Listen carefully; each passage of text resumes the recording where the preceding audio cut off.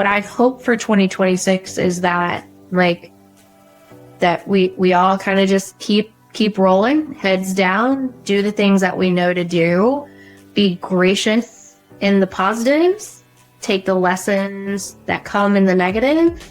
I want to be an equal contributor to the overall industry itself so that great people are introduced to an amazing industry that I am 1000% grateful for stumbling into, because it is giving me a wonderful life.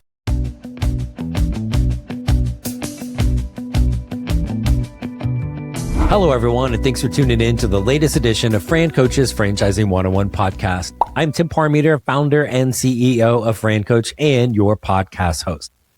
We are going to have a guest joining us today, the guest with the mostest episodes ever on the Franchising 101 podcast, franchise expert, guru, also co-host of the Franchising 360 show. She's done a little bit of everything in the industry, and we're going to talk a little bit about a key word rolling into 2026, or as we're into 2026. So that's coming up in a minute. First, a quick reminder of who we are here at FranCoach. FranCoach is the premier franchise consulting firm. Our number one goal is to properly educate you on franchise ownership to determine if you should own one. And if so, we're going to help you find your absolute best fit. Our educational approach ensures we focus on the client's best interest. We are not here to sell you a franchise. In fact, we don't sell anything. Finding the best franchise to own is an incredibly personalized and individualized process that can only work with a team of experts focused on what is truly most important. That's you. FranCoach, our services are always 100% free to use, so reach out to our team. Click the QR code or find us at francoach.net. Now, let's get back to the show. All right, folks, we are back on the Franchising 101 podcast, and joining us is our person with the most guest appearances on the Franchising 101 podcast, the one, the only, Miss Danielle Wright. Danielle, how are you today? Great day, Tim. It's a great day. Love that excitement. Thanks for bringing that energy here. And we, I'm sure we've done this. I'm pretty sure we've done this since, but I know we've done this kind of the last couple of years, right around the turn of that good old calendar into the new year, and talked about some things from a franchise standpoint, you know, what we're seeing, trends, all of those things, but also, you know, some kind of a word or two to kind of kick us off into the new year. And you had one last year that I loved, awareness, or maybe just aware, maybe it had the nest in it, but, take us back. What kind of prompted that for you to really kind of have that be your word to kind of guide you through 2025? Something just happened, I'm sure, like anything in my existence. Something occurs and then a word defines it, and you're like, it shows up for you in different places. So last year, awareness came as a place for us to, how can you be more aware of you, your surroundings, other people, how there's an absence of awareness in society in general. So how do you wrap your head around being more aware? Because when you're paying attention to things, awareness, there gives you an element of control of what's going on. So I think for FranCoach and myself and others, we don't want to use the word control. It seems so negative. You're controlling, but it just all beckons back to the same things that you talk about. So aware was a good word, and it showed up in a lot of situational things, and even more so as we talk to guests or people that have listened to the podcast.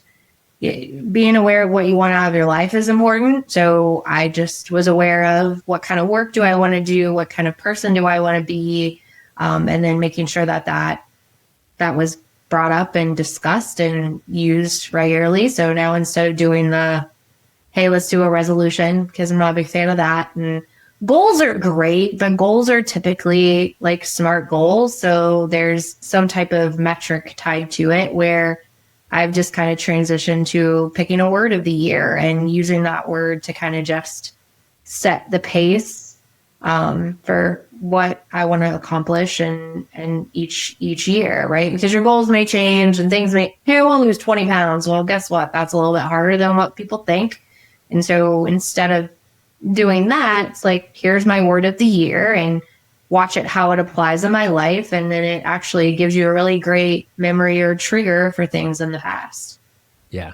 So throughout the year, I know it came up in a lot of our conversations, whether it's professional or personal. I think probably anytime either of us have been in an airport over the last year, there's like, ooh, do we have any level of awareness? You're in group 9, like gate lice, go away, right? But from a professional standpoint, is there anything you can think of over the last year that having that word kind of at the forefront of your mind helped you with something from a professional standpoint?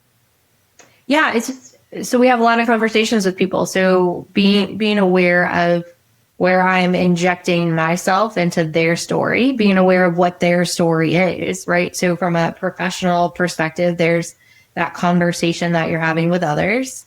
Like, be aware that you're in it, and you're in it for them. It's not always about you. Also, being aware of what it is I want to do at a career inflection. I think a lot of people hear us talk about these things and don't realize that we are going through the same stuff they're going through, right? Like the midlife, and I always say midlife, but maybe mid-career, or like you feel like there should be something else going on. And so just be aware that you're having those feelings, write the things down. Maybe it's aware that I want to make a change, or maybe it's aware that I really don't, that I need to do some other things. Like it showed up in a lot of different places. Yes, the funny of, hey, the airport, gate lice, and aware that I probably love on my dog a little too much, which causes him anxieties, right? So there are those awareness pieces, but it tied, again, back to the point, the word ties to a lot of inflections in your life that you are then required, or you should be then requiring yourself to take an assessment per se. Like, why am I having this feeling? Why does it make sense right now? What am I doing wrong that I can do something different? Or maybe my emotions aren't wrong, they're right, but I just need to be aware of it in the moment, because you can't affect change if you're not willing to be aware of what's causing you the anxieties or the position you're in. Yeah. And our whole team at FranCoach, like basically everybody's an entrepreneur here, at least one way, if not multiple ways with this. And you would ask our kind of weekly check-in call we have with our team. You would ask everybody like, hey, what's your one thing for this year? It was interesting to me. And again, I don't know, maybe you gave everybody an hour of prep time that they were gonna get that question. So, but how they maybe didn't say it, but it was something that they were aware of what was missing or what they would like to be a little bit better in their life. Some were personal, some were professional. A couple had a combo there, but it was all kind of making them really self-aware of that. And it was kind of cool to hear everybody's answers, but it really had that all kind of tied back into, they had some awareness of, even as entrepreneurs, how can they still get something better out of this experience? Well, and I think, right, by my awareness is we always blanket statement, think in the entrepreneur brain, because it's just where we are, right? Like, we forget that there was a time when we were equally employees working a W-2 job. And when you think about goals and inflection, that's tied to your annual review, and you're doing that with a boss. And when you're an entrepreneur, you got to kind of hold yourself accountable. But how do you grow, right? Not outside of the things that are coming at you from a business perspective. I've got to solve these problems and all of these things. But how do I grow personally and professionally when there's no one else holding me accountable, right? For any other deliverable outside of just, hey, good for you. I think that for our team, it's reminding ourselves, one, that you are part of a team of people that are here to help you take yourself to the next level. But I'm not gonna push you. It's that push and pull that we talk about, right? Like, if you have them vocalize it, then it's real.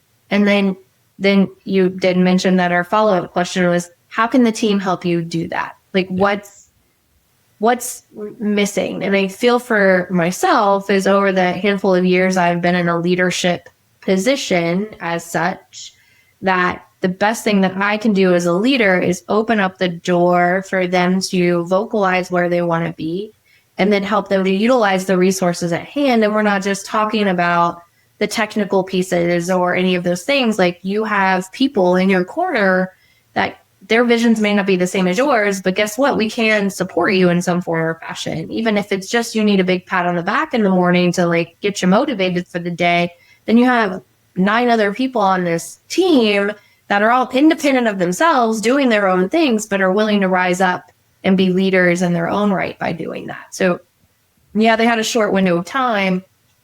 What's funny about any of us in franchising is that, is there ever really one thing? And I feel like the challenge was more, it wasn't one, it was one and you do fine with the and I'm like, just stop at the one. Like, there is no and, like, it's just the one. It's okay to focus on the one. And probably half of them tried to slip in a second one, right?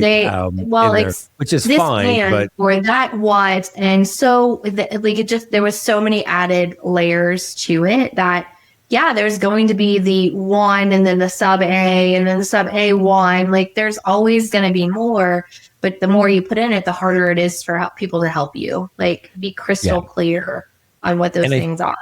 And I think as much as you and I have talked and then kind of had that word pop up, sometimes intentionally, sometimes unintentionally, over the course of 2025, I think even today and kind of having that conversation with our team was like, kind of like aware of like, oh, where all of that has played out with everybody else. And then how do we kind of implement things which triggered, kind of what like I put down kind of a little bit as my word and then a little bit of yours for 2026. So talk a little bit, what's the big word we put up for this year for you?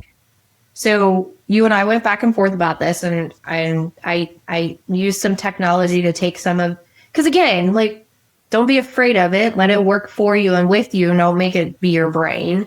But the things that I was wanting to be better at, right? Like, we play golf. I'd like to be better at golf. I work out, but I'd like to be better about, like, I feel a place of, I'm here, but where can I take it one step further? Not go extreme, because extreme never sustains. And so you were like, well, I thought your word was this. And yes, it played into it, but what was a better word that I could see myself being held accountable, right? Like, at the end of the day, it's an accountability factor for others to hold me accountable, for me to hold myself accountable.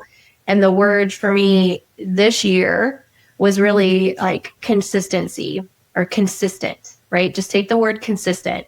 Again, I'm not going to make it bigger than what it is consistent. And it can apply to a lot of the outcomes I want. Like, people have vision boards and all of those things. I call it a commitment board. Like, what is my commitment to myself in 2026? And my commitment to myself is being consistent. No matter what the piece is. Like, I would like to read more. Okay. If I have a hard time reading, which I do, I'm not the best. I'm good with little articles and things. I am not a book reader. Give me 20 pages in and I'm done. Like, I get bored. And so consistency is number of pages on a specific number of days, and just until you get that one thing done. And so stay consistent. And I see consistency showing up for a lot of things for me from a work perspective. Be consistent and thoughtful at what you're doing, be consistent and thoughtful, like, so forth, so on. So consistent, like, just be consistent is the kind of the mantra. And it's like literally a thing on my screen. I print something out so I see it. So the moment that I think I want to go rogue and chase a bunch of squirrels, like, that leads to confusion, and confusion leads to disaster. And I don't have time for confusion and disaster. So I need to be consistent, because consistent long-term, like, what did I tell you? Consistent over impressive. And that's like, show up consistently without chasing perfection.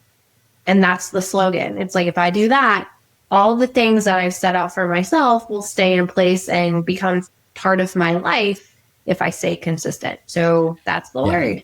It's not going to win any, oh my gosh, that's the sexiest word of the year. right? But neither was aware. Right. Aware seems very, you say common sense. If sense was common, then everybody would have it, right? So it's aware is the same thing. Consistent is the same thing, but it means something to me. One, I think they play off of each other, because if you lack the awareness, you're probably not going to realize you need to be more consistent.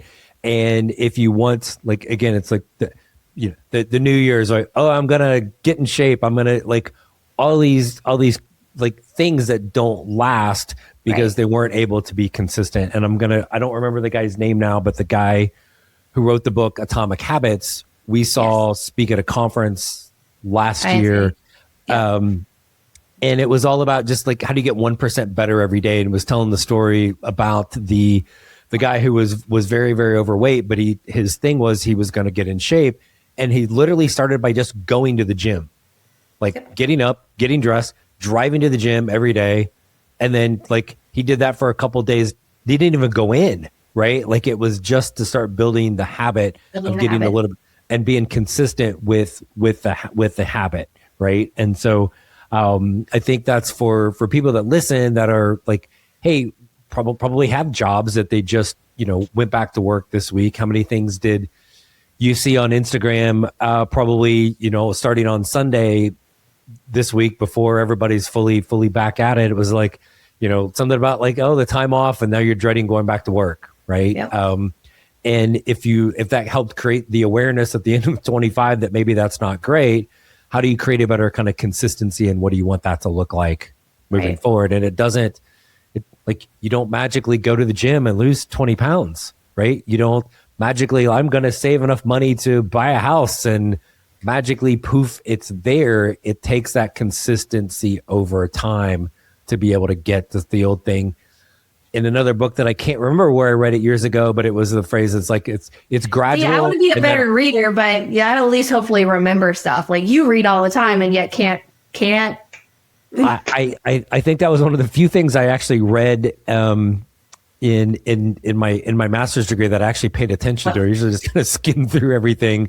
And then, but that one always stuck with me, because you're like, wait, what? Gradual, but all of a sudden, oh yeah. So, but again, you can't have that without having that consistency perspective. How do you, like, for you, what's maybe one area that professionally you think being more aware of being consistent is going to impact kind of your existence?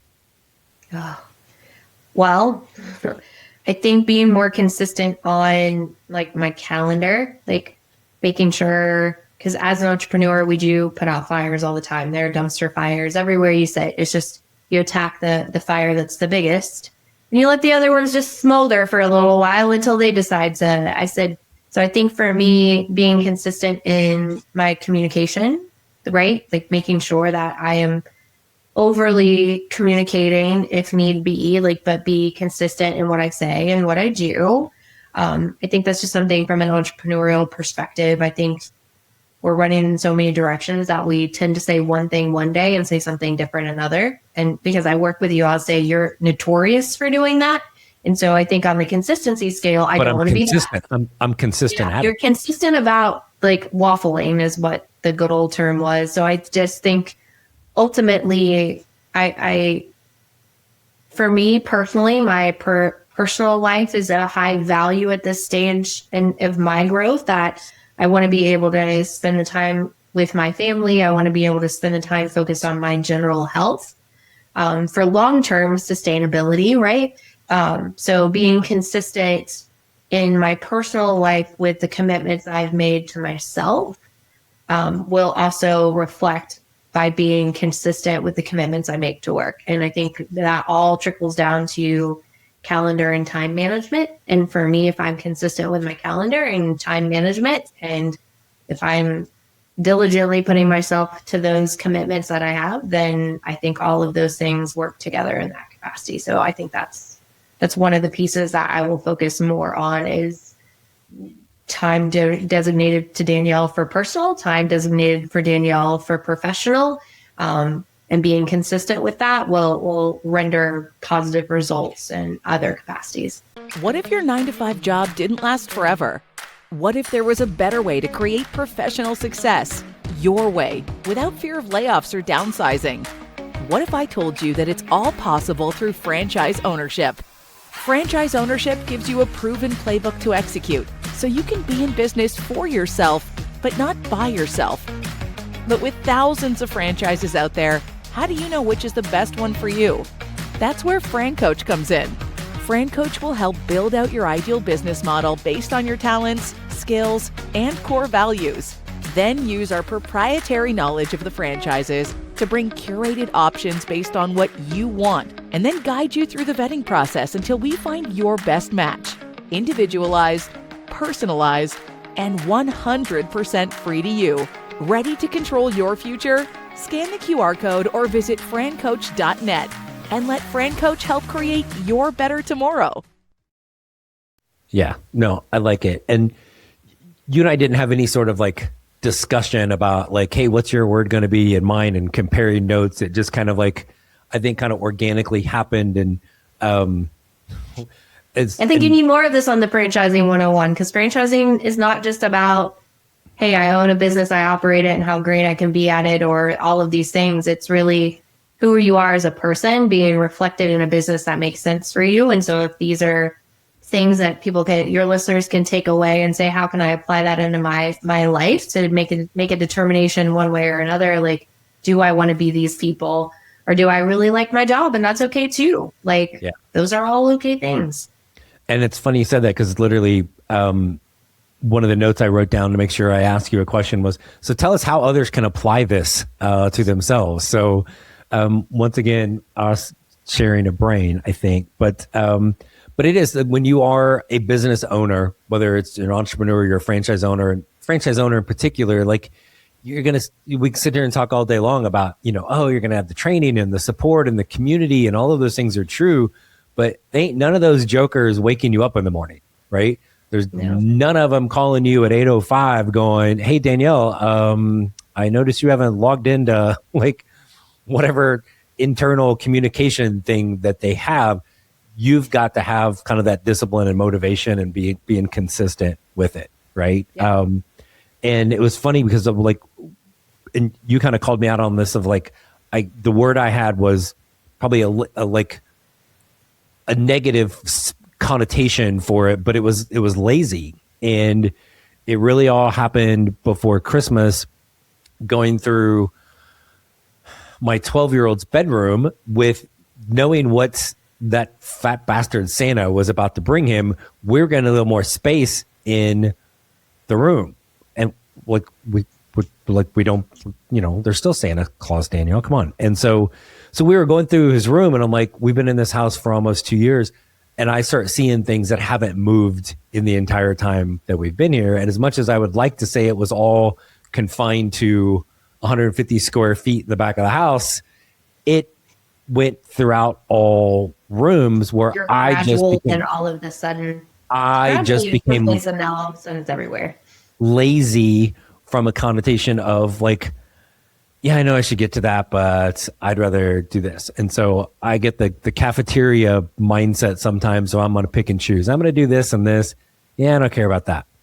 And the difference it made even in his room as we cleaned it, we almost needed to go buy another box of trash bags from all of the stuff that for either trash or to be able to give away was crazy. And it was like, even he was like, oh, this is so much better. Like, yeah, dude, we got to stop being lazy with that. And then it was, and you had made the kind of comment of like, well, that's a negative spin on it. I'm like, yes, it is. And then you kind of busted out your version of it, kind of on a more positive space of just have the consistency of like, pick crap up, get rid of the clutter just everywhere will then There's clutter the mind. There's something to be said for taking negative words and turning them into positive, because I think even when we're talking about a lot of stuff that we're doing, they're like, use the contrarian, right? And people really click on these are the 10 franchises you should not buy, right? And I get it, right? There's a thing in our brain because we just live in that, not a glass half full or half empty, but it's just a glass with some fluid in it, right? Because we're just living, waiting for it to go down or go up at any one juncture. But if you lead with something that is more positive or neutral, you're now also teaching yourself to like try to find the positive somewhere else and not reach your get out of bed. It pushes you the next day when you don't really feel like being pushed. We all can definitely choose the negative piece, and you can say lazy. I can say motivated, right? Change the word from lazy to motivated. How can I be more motivated? How can I be more motivated to do this or to do that? Like, lazy is just the feeling you're having in the moment when you're dealing with that stress and anxiety and the thoughts of having to handle it. Like, I would just rather be lazy.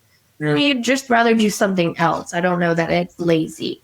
It's the picking and choosing of what instead of not. And I think back to that kind of calendar management piece, which as an entrepreneur is so incredibly important, right? Because again, you don't have people managing telling you where you have to be and when you have to do it and all of those things. Yep. Right. And to be able to set aside, and it's a little cliche, but is to, okay, what are the couple things that I'm kind of like dreading doing and literally knocking it out right off the bat. I'd read something that it was like a 4 or 5 star general years ago, and he'd made the comment of, I was the notorious, why would I make my bed when I'm just going to sleep in it again at night?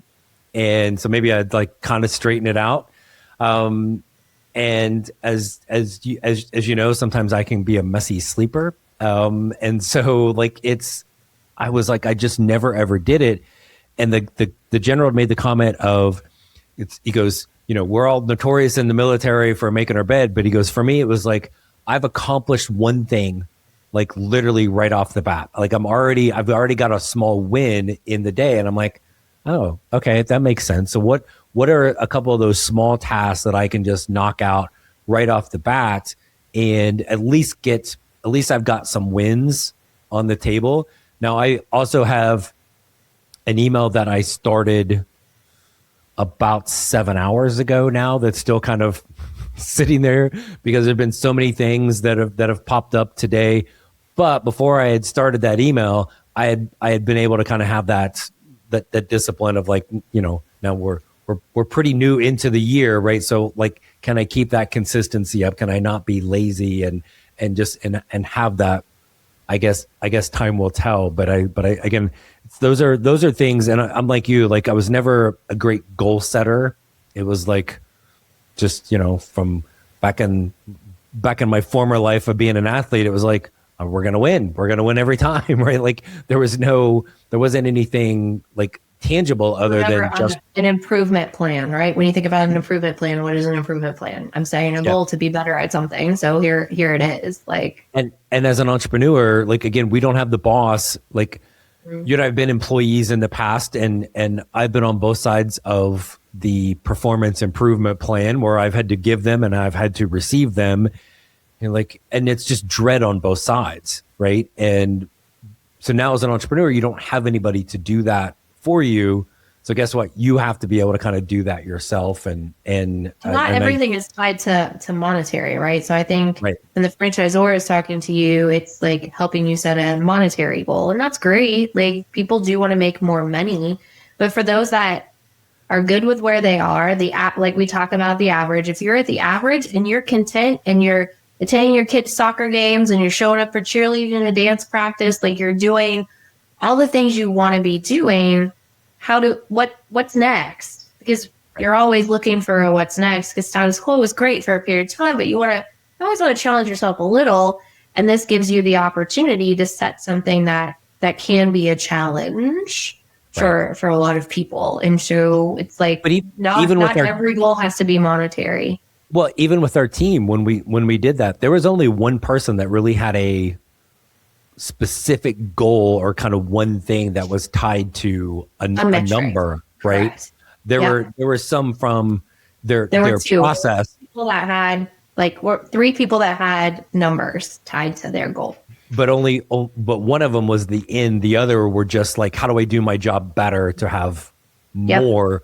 One had the end result, which for us is money, right? And so, which is fine, right? But it was interesting and maybe it would have been different if that person gone first, but I don't think so. I think it all would have stayed the same thing of just where in my existence can I get a little bit better?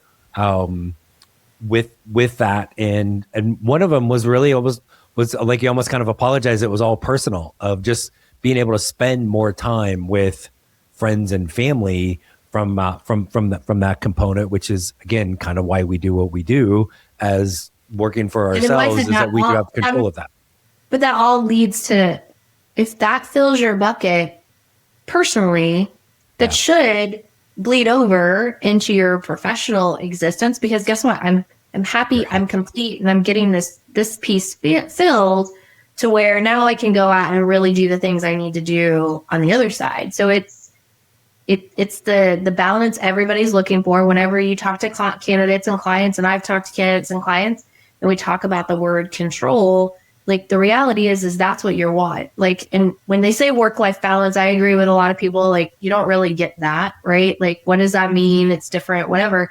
But you can have a balance in your life that works for you, right? So if I'm filling the bucket or the end of this with my personal stuff because I need more time with my family, that makes me happy, that fills my heart, then I can go, and the tough stuff I can do because I have this filled, right? Or if over here having the money and the security and the sense of security is great, then that gives me the ability to have more fruitful moments with the family and friends that I want to have. So it's the ecosystem of success is tied to all of the things. So those that think they can separate them, that's great. You can to an extent, but back to the whole word and motivation for 2026 and how that all pans together, it's really just meant to give you something that says, I think I can do this. This is how I'm going to hold myself accountable. And for me, it was one small, like, I am a nugget person. This is the one nugget that I know that I can commit to that is not so broad and so large and so unobtainable.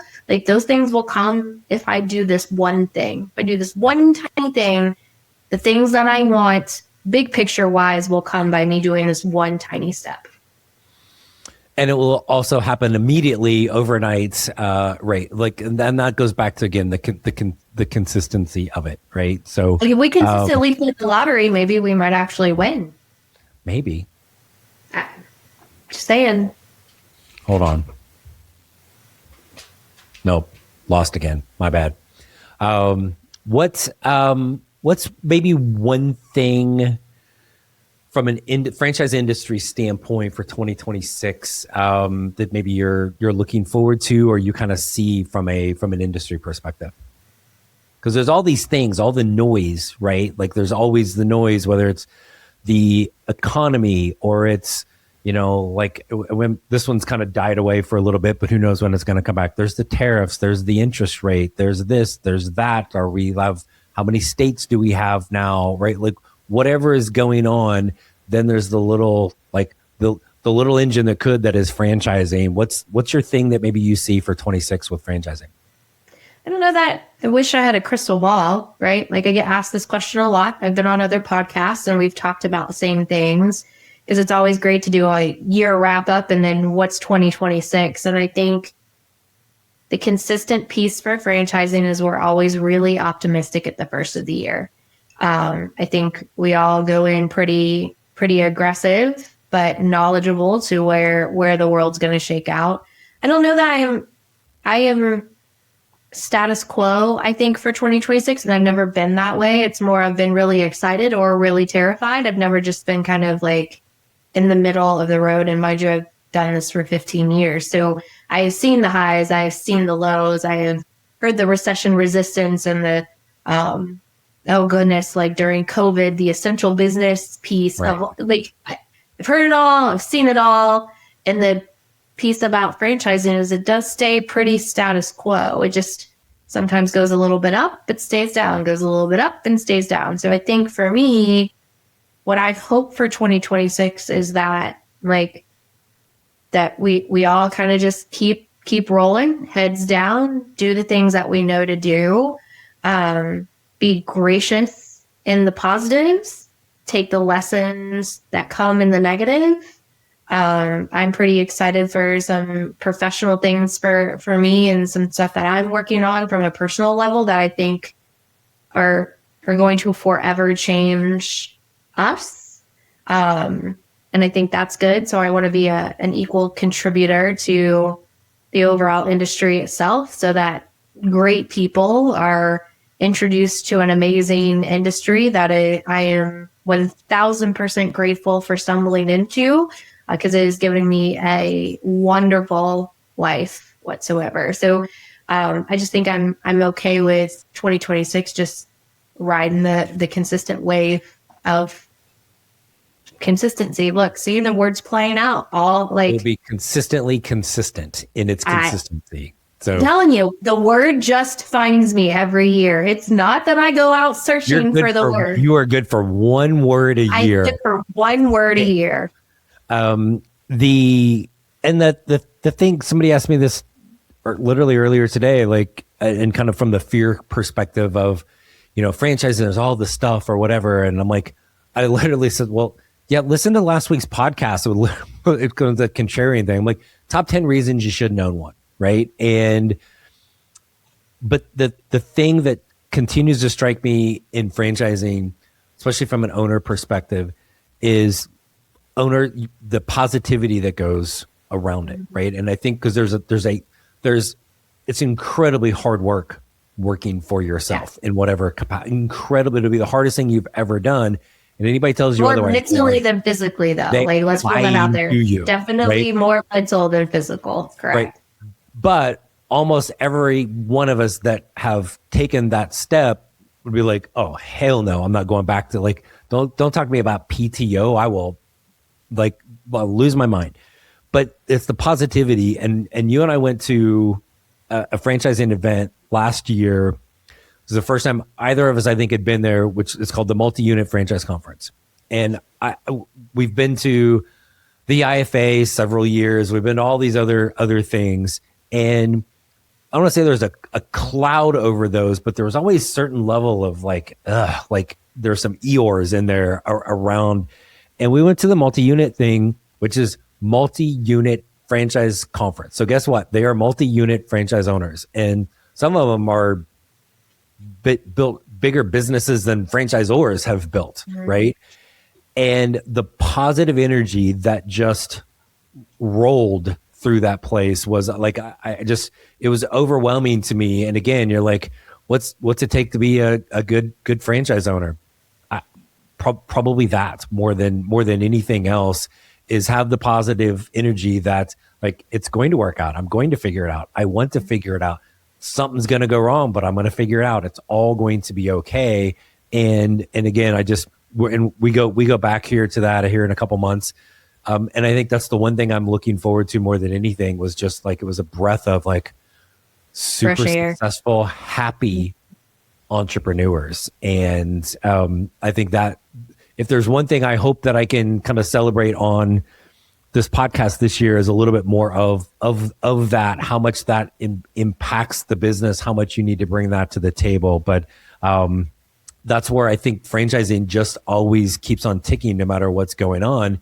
Is the people that are really behind the success of the industry are the owners, and they bring a positive energy and hey, smart enough to follow the plan. I'm going to work, but I also really am having fun figuring stuff out when something hits the wall. So we also have this fun TV show, the Franchising 360 show. So and that is in fact tomorrow night we have this was a kind of a cool one because one of the few people you and I, neither one of us met or had known before he showed up was Michael Browning Jr. From Unleashed Brands. And we've got him joining us tomorrow on the Franchising 360 show. So if you've not been watching that, every Friday, 8 Eastern, 5 Pacific on Biz TV. What the heck is wrong with you? So we've got that. What's your one last thing before we let you go and get back to whatever it was you might want to do the rest of your day? Being consistent with whatever it is I'm supposed to be doing. Yeah. I don't know. I look forward to 2026 for all of your listeners. Subscribe to the channel for all the new drops. Make sure you check out our YouTube feed just because, there's always a competition brewing here. So the more subscribers we can get, maybe I win a prize. So if you liked this podcast, maybe tell Tim he should have a guest more often that isn't somebody else but me. So co-host on the podcast too? Is that what we're going for? Or just host, you take it over? Every now and again, because, I'm fun.